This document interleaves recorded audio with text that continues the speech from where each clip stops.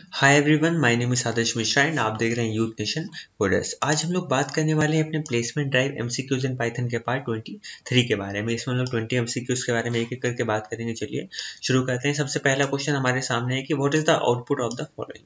तो मैं यहाँ पे फॉन्ट को छोटा बड़ा करता रहूंगा ताकि आपको 144 पिक्सल्स में भी अच्छे से समझ में आ जाए। x is equal to ABCD। अब हम लोग के यहाँ पे एक स्ट्रिंग है ABCD इसमें पड़ा हुआ है और मैं उस स्ट्रिंग पे एक लूप लगा रहा हूँ। मतलब i की वैल्यू पहले होगी a, फिर b, फिर c और फिर d। हम लोग हर बार प्रिंट क्या कर रहे हैं, जो भी आई में वैल्यू है उसको अपर केस में चेंज कर रहे हैं। तो ए का अपर केस हो जाएगा कैपिटल ए, इसका कैपिटल बी, कैपिटल सी और कैपिटल डी। इवन हम लोग जब प्रिंट कर रहे हैं तो यहाँ पे जो स्पेस है वो एक स्पेस दे रहे हैं एंड में, मतलब कर्सर दूसरी लाइन पे नहीं जाएगा। तो हमारा क्या प्रिंट हो जाएगा, capital A, capital B, capital C और कैपिटल डी। तो हमारा ऑप्शन कहाँ है, ऑप्शन नंबर बी हमें यहाँ पे बिल्कुल सही दिख रहा है। ठीक है, क्वेश्चन नंबर 2 पे आते हैं।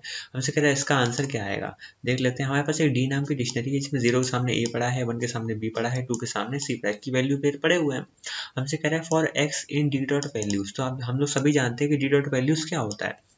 डिक्शनरी की सारी वैल्यूज आ जाएंगी, ए आ गया, बी आ गया और सी आ गया। अब इन तीन वैल्यूज में हम लोग क्या कर रहे हैं, एक लूप लगा रहे हैं। तो एक्स की वैल्यू पहले होगी ए, फिर होगी बी और फिर होगी सी। सिंपल।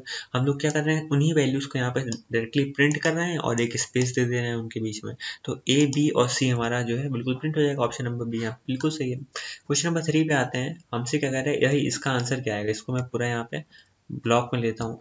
आई में वैल्यू पड़ी है हमारे 0, एलिमेंट्स नाम की लिस्ट है, इसमें हमारी पर्टिकुलर वैल्यूज पड़ी हैं। हम लोग पहले ट्राई ब्लॉक को चलाएंगे, चलाते हैं भाई। डिवीजन में क्या आ जाए, elements at 4 upon element at 3, मतलब इंडेक्सिंग का यूज कर रहे हैं। एलिमेंट के 4 में क्या पड़ा हुआ, फोर्थ इंडेक्स में क्या पड़ा हुआ है एलिमेंट नाम की लिस्ट में, 0 index, first index, second index, third index, fourth index. तो भाई कुछ पड़ा ही नहीं, फोर्थ इंडेक्स है ही नहीं। तो फोर्थ इंडेक्स नहीं है तो यहाँ पे क्या प्रॉब्लम आ जाएगी भाई, इंडेक्स की एरर आ रही है। तो यहाँ पे ये क्या करेगा, ढूंढेगा क्या कहीं इंडेक्स एरर को एक्सेप्ट कर रहा है। एक्सेप्ट कर रहा है कहने का मतलब है क्या, हम डायरेक्टली इंडेक्स एरर शो कर दें आंसर में कि अभी कोई हमें रोकने वाला है। तो ध्यान देखा, क्या हमें कोई रोकेगा, तो ये 0 डिवीजन एरर को रोकेगा। इतना कोड ये इंडेक्स एरर को रोकने के लिए बैठा है। तो ये कह रहा है कि हाँ भाई हम तुम्हें रोकेंगे इंडेक्स एरर, तुम रुक जाओ और अपनी लाल लाल लाइनें ना प्रिंट करने की जगह तुम क्या प्रिंट कर दो, इंडेक्स एरर, सीधा एक लाइन लिख दो वहां पे। तो हमारा प्रिंट हो गया इंडेक्स एरर। अब जैसे ही एक एक्सेप्ट चला तो बाकी एक्सेप्ट तो चेक होंगे नहीं नीचे वाले। अब हमारा सीधे चल जाएगा फाइनली, कोई फाइनली हमेशा चलता है। तो हमारा क्या प्रिंट हो जाएगा, इन फाइनली ब्लॉक। तो हमारा क्या क्या प्रिंट हो गया, इंडेक्स एरर और इन फाइनली ब्लॉक। देख लो ये आप कहाँ पे है, इंडेक्स एरर इन, ये ऑप्शन नंबर ए ही में हमें मिल जाएगा, बिल्कुल सही है। ठीक है, क्वेश्चन नंबर 4 पे आते हैं। हमसे कह रहा है कि आई में वैल्यू 0 पड़ी है, हम लोग मैथ मॉड्यूल को इंपोर्ट कर रहे हैं और नम लिस्ट में मेरी ये पर्टिकुलर वैल्यूज पड़ी हुई है। हमसे कह रहा है कि भाई 0 से लेके इस लिस्ट की लेंथ तक एक लूप चलाओ जो कि रेंज पे चल रहा है। तो ऑब्वियस सी बात है, आई की वैल्यू 0 1 2 ऐसे ही होगी। अब हम लोग अपनी लिस्ट में कुछ चेंजेस कर रहे हैं। हम लोग उस अपनी लिस्ट के एक पर्टिकुलर इंडेक्स पे क्या रख देंगे, उस पर्टिकुलर इंडेक्स की जो वैल्यू पड़ी है उसको, उसकी पहले सीलिंग वैल्यू निकालेंगे और उसको उसी जगह पे रख देंगे। तो 32.5 क्या हो जाएगा, 33 हो जाएगा। 44.2 हो जाएगा हमारा 45, 66.6 हो जाएगा हमारा 67, 78.4 हो जाएगा हमारा 70, 78.4 था ना 79, और 99.2 मेरा हो जाएगा 100। क्योंकि मैथ डॉट सील का काम होता है जस्ट एक कदम ऊपर जो इंटीजर वैल्यू है उसको पकड़ा दो। ये मेरा काम हो गया। अब इधर आते हैं, नम लिस्ट को हम अपने रिवर्स कर दें तो ये लिस्ट हमारी उल्टी हो जाएगी, रिवर्स हो जाएगी। अब उसी को प्रिंट कर दो तो 100, 79, 67, 45 और 33 हमारा प्रिंट हो जाएगा। अब देख लो कि ये किससे मैच कर रहा है, 100, 79, 67, 45, 33। ऑप्शन नंबर बी यहाँ पे बिल्कुल सही है। ठीक है, क्वेश्चन नंबर 5 पे आते हैं। हमसे क्या कह रहा है, ए में ए नाम की लिस्ट है, 0 1 2 3 पड़ा हुआ है। फॉर ए का 0 इन ए। अब कुछ लोग यहाँ पे कंफ्यूज हो जाएंगे कि भाई ए का 0 इन ए। तो यहाँ पे देखो दो दो तरह के लोग हो सकते हैं। पहला जो सिंपली नॉर्मल जो बिल्कुल फोकस करके चलते हैं वो कैसे होंगे, वो बोलेंगे ए का 0 क्या है, 0। सॉरी यहाँ इधर आ गया, ए का 0 क्या है, 0। तो कहेंगे फॉर 0 इन ए। तो ये तो हमें कुछ यहाँ पे गलती लग रही है कि भाई 0 इन ए ये क्या होता है। तो वो सोचेंगे ऐसा तो कभी पॉसिबल ही नहीं होता, क्योंकि हम लोग यहाँ पे हमेशा कैरेक्टर लिखते हैं, फॉर आई इन ए ऐसा कुछ लिखते हैं, 0 इन ए क्या होता है। तो वो यहाँ पे डायरेक्टली एरर पे क्लिक कर देंगे। बट ये उनका गलत हो जाएगा, पता है क्यों, क्योंकि जब भी हम लूप लगाते हैं तो हम लोग को यहाँ पे कोई बाउंडेशन नहीं होती, हम कुछ भी यहाँ पे लिख सकते हैं। तो हमने लिख दिया ए और यहाँ पे 0। तो ये तरह से आप कह सकते हो वेरिएबल का नाम, इसको ऐसा मान लो ये वेरिएबल का नाम है। तो जब ये वेरिएबल का नाम है और यहाँ पे हम ए पे लूप चलाएं तो इसकी वैल्यू क्या क्या हो जाएगी, पहले होगी 0, फिर 1, फिर 2, फिर 3, और हम इसी को प्रिंट करें 0 1 2 3 मेरा प्रिंट हो जाएगा। तो ऑप्शन नंबर ए बिल्कुल यहाँ पे सही हो जाएगा। समझो, ट्रिक्ड मत होना, ये चीज हमेशा याद रखने वाली चीज है, कॉपी में कहीं नोट करके लिख लो। क्वेश्चन नंबर 6 पे आते हैं, हमसे कह रहा है क्या पाइथन लैंग्वेज प्लेटफॉर्म डिपेंडेंट होती है।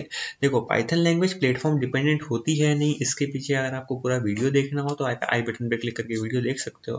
बाकी मैं आपको शॉर्ट में बता देता हूँ कि भाई मैंने अपने लैपटॉप पे एक प्रोग्राम लिखा, अब भाई मैंने वही आपको जो प्रोग्राम है आपको मेल कर दिया, आप अगर उस प्रोग्राम को अपने लैपटॉप पे चलाओगे तो चलेगा ना, वो रन करेगा, कोई प्रॉब्लम नहीं है।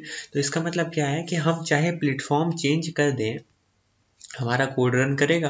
तो इसका मतलब पाइथन लैंग्वेज क्या है, प्लेटफॉर्म इंडिपेंडेंट है। मतलब इंडिपेंडेंट होना मतलब वो डिपेंड नहीं करती है प्लेटफॉर्म पे। आप मेरे लैपटॉप पे चलाओ, अपने लैपटॉप पे चलाओ, किसी और विंडोज पे चलाओ, तो प्रोग्राम रन करेगा। तो यहाँ पे हमसे कह रहा है क्या पाइथन लैंग्वेज प्लेटफॉर्म पे डिपेंड करती है क्या, तो ऐसा तो नहीं होता है। हमारा आंसर क्या आ जाएगा, यहाँ पे फॉल्स आ जाएगा। क्वेश्चन नंबर 7 पे आते हैं, हमसे कह रहा है कि भाई इसका आंसर बताएं आप। एक हमने यहाँ पे एच नाम का फंक्शन बनाया हुआ है, उसको हम यहाँ पे कॉल कर रहे हैं, 231 और 8 यहाँ पे पास कर रहे हैं। तो जब 231 और 8 यहाँ पे पास करेंगे तो आंसर में वैल्यू पड़ी है 0, और हम लोग एक लूप चला रहे हैं कि जब तक 231 हमारा बड़ा है 8 से, तो क्या करो आंसर में एक वैल्यू ऐड कर दो और m की वैल्यू में 8 को माइनस कर दो, मतलब n की वैल्यू को माइनस कर दो, और जब ये पूरा लूप खत्म हो जाए तो रिटर्न कर देना आंसर। अब ये बताओ 231 माइनस 8 हर बार यही तो हो रहा है, 231 माइनस 8, और एक और कंडीशन क्या है कि जब तक m की वैल्यू बड़ी है बराबर है, तो 231 में 8 को माइनस करो तो लगभग कितनी बार माइनस करो, गेस करो।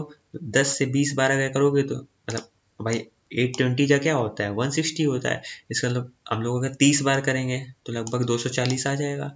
तो मतलब इसको हम लोग 25 से 30 की रेंज में माइनस कर सकते हैं, तो ये कंडीशन फॉल्स हो जाएगी, और जैसी कंडीशन फॉल्स हो जाएगी हमारा आंसर जो है रिटर्न कर देगा। आंसर की वैल्यू हर बार एक बढ़ रही है, तो इसका मतलब ये है कि 231 में हम कितनी बार 8 घटा सकते हैं।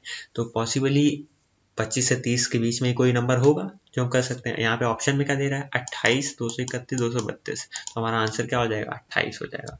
तो मतलब डायरेक्टली आप कह सकते हो, बाकी आपको सॉल्व करना हो कॉपी पेन से तो कोई एतराज नहीं, आप कर सकते हो।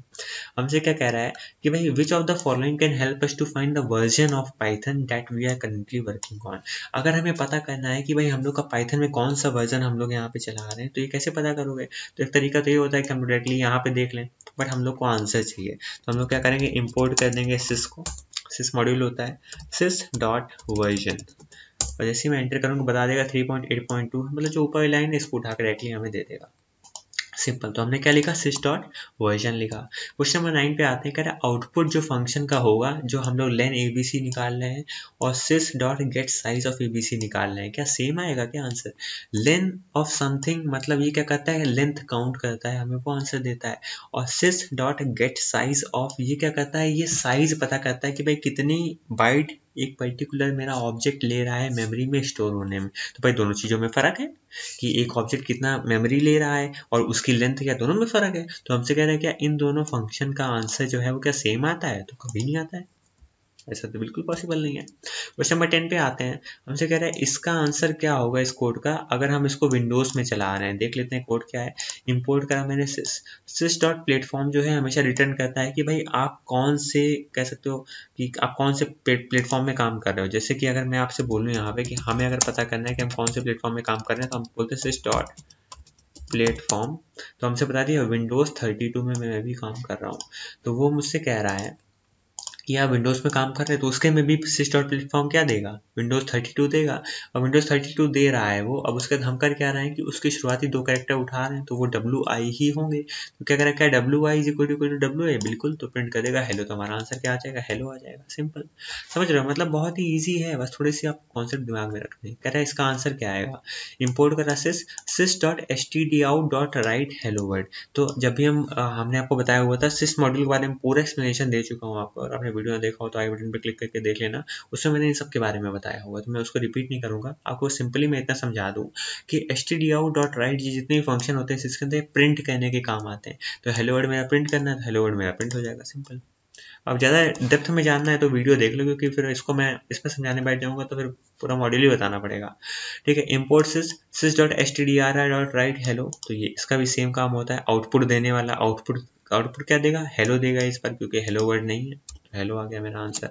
ठीक है, हम लोग क्वेश्चन नंबर 13 पे आते हैं। हमसे कह रहे हैं इसका आंसर क्या आएगा। इम्पोर्ट sys डॉट argv, देखो ये छोटा सा है तो मैं आपको यहाँ पर डायरेक्टली बता सकता हूँ। जब भी हम sys डॉट argv करते हैं तो होता क्या है कि हम लोग को एक यहाँ पे लिस्ट मिलती है। लिस्ट के अंदर पहला कैरेक्टर होता है स्पेस, तो उसको मैं यहाँ पे देख लेता हूँ। देखो लिस्ट के अंदर मेरा पहला कैरेक्टर होता है स्पेस। अब जितने भी और आर्ग्यूमेंट्स हमारे पास होंगे वो सारे और कॉमा करके लिस्ट के अंदर आ जाते हैं, बट अभी हमारे पास कोई आर्ग्यूमेंट नहीं है तो हमारा पहला आर्ग्यूमेंट हमेशा स्पेस होता है, कह सकते हैं एम्प्टी स्ट्रिंग होती है। तो sys डॉट argv क्या होता है, लिस्ट के अंदर एम्प्टी स्ट्रिंग, बट यहाँ कहीं आपको लिस्ट के अंदर एम्प्टी स्ट्रिंग नजर आ रही नहीं आ रही, तो इसका आंसर क्या आ जाएगा, नन ऑफ द अबव आ जाएगा। क्वेश्चन नंबर 14 पे आते हैं, हमसे क्या कह रहा है भाई, इसका आंसर क्या आएगा। इंपोर्ट करा sys और sys डॉट argv कर रहे हैं, तो अभी आपको मैंने बताया लिस्ट के अंदर एक ही एलिमेंट होगा, कौन सा होगा, एक एम्प्टी स्ट्रिंग। कह रहा उसी एम्प्टी स्ट्रिंग, कह रहा उसकी लेंथ बता दो, उस लिस्ट की लेंथ में एक ही एलिमेंट पड़ा है तो हमारा लेंथ आ जाएगा एक, तो मेरा आंसर आ जाएगा एक। ऑप्शन नंबर ए बिल्कुल सही है। क्वेश्चन नंबर 15 पे आते हैं, हमसे कह रहा है कि भाई अगर हमें यहाँ पे फंक्शंस का यूज करना है जो रैंडम लाइब्रेरी में प्रेजेंट है, तो हम लोग किस तरह से मॉड्यूल को इंपोर्ट करेंगे। तो मॉड्यूल को इंपोर्ट कैसे करा जाता है इन चारों तरीकों में। अब भाई आई होप कि आपको ये तो आता ही होगा, तो इंपोर्ट रैंडम करेंगे, सीधी सी बात है, आसान सा क्वेश्चन था। क्वेश्चन नंबर 16 पे आते हैं, कह रहा है कि भाई हमें इसका आंसर या तो 1 मिलेगा या तो 2 मिलेगा, क्या ये सही बोल रहा है। इंपोर्ट रैंडम, हम लोग रैंडम को इंपोर्ट कर रहे हैं, रैंडम डॉट रैंड इंट 1,2। असल में होता क्या है, रैंड इंट नाम का जो फंक्शन होता है इसमें हम कुछ नंबर्स पास कर रहे हैं, कभी कभी लिस्ट पास कर दे रहे हैं, टपल पास कर दे रहे हैं। होता क्या है कि उसके अंदर से कोई भी एक इंटीजर वैल्यू हमें मिल जाती है। तो रैंड इंट में 1,2 हमने पास करा हुआ है, और 1,2 पास करा हुआ है, इसके अलावा इन दोनों में से कोई एक ही रैंडम वैल्यू हमें यहाँ मिलेगी, या तो 1 मिलेगी या तो 2 मिलेगी, तो सही बात है, आंसर हमारा 2 आ जाएगा। अगर रैंडम मॉड्यूल के बारे में नहीं पढ़े हो तो आई बटन पर क्लिक करके जल्दी से पढ़ लो जाके, तो आपको वहाँ पे कॉन्सेप्ट पूरा क्लियर हो जाएगा। क्वेश्चन नंबर 17 आते हैं, हमसे कहता है कि भाई अभी ये बताओ, इंपोर्ट करा मैंने random module, random dot choice 2,3,4। यहाँ पे सबसे बड़ी गलती है कि चॉइस मैक्सिमम 2 आर्ग्यूमेंट लेता है, और यहाँ पे इन्होंने 3 पास करे हुए, तो यही गलत हो गया। चलो ठीक है, तो हमें ऑप्शन क्या दे रहा है कि इंटीजर अदर देन 2, 3, 4, ये गलत है। आइदर 2, 3, 4, ये भी पॉसिबल नहीं है। एरर आएगी, ऑब्वियस सी बात है, क्योंकि ज़्यादा नंबर ऑफ आर्ग्यूमेंट पास कर एरर ही मारेगा, तो एरर आ रहा है। ठीक है, नोट क्या है, अब यहाँ पे मैंने मेंशन भी करा हुआ है, देखिए चॉइस टेक 2 आर्ग्यूमेंट। जो चॉइस फंक्शन होता है वो हमेशा 2 आर्ग्यूमेंट लेता है।